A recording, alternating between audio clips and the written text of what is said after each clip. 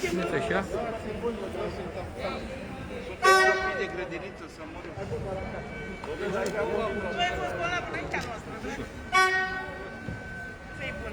Ia, strigăm? Hai să strigăm ce vrem să se audă. Ministru! Ministru! Ministrul! Ministrul! Ministrul! Ministrul! Ministrul! Ministrul! Ministrul! Ministrul! Ministrul! Ministrul! Ministrul! Ministrul! Salariații au... Nu plecăm! Nu plecăm! Nu plecăm! Nu plecăm! Nu plecăm! Nu plecăm! Nu plecăm! Nu plecăm! Nu plecăm! Nu plecăm! Nu plecăm!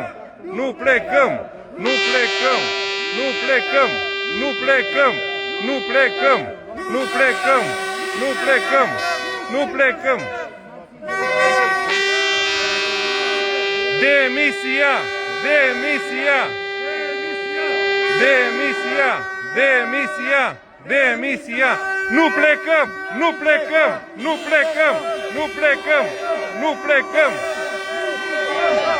Nu plecăm!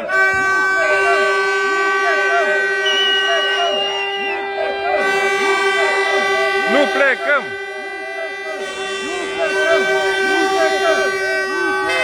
Demisia! Demisia! Demisia! Demisia! Demisia! Demisia! Demisia! Demisia! Nu plecăm, sala o blocăm! Nu plecăm, sala o blocăm! Nu plecăm, sala o blocăm! Nu plecăm, sala o blocăm! Nu plecăm, sala o blocăm! Nu plecăm, sala o blocăm! Blocăm, sala o blocăm!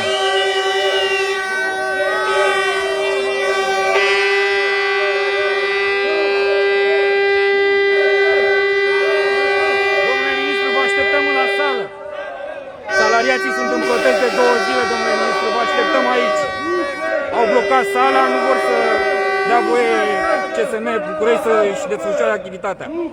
De 2 zile nu reușim să luăm legătura cu MTS-ul, cu Ministrul Tineretului și Sportului. Suntem aici în protest de 2 zile.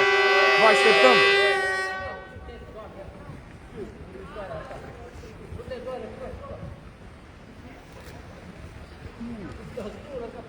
Ministru!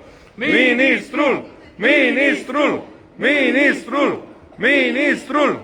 Ministrul! Ministrul! Ministrul! Ministrul! Ministrul! Ministrul! Ministrul!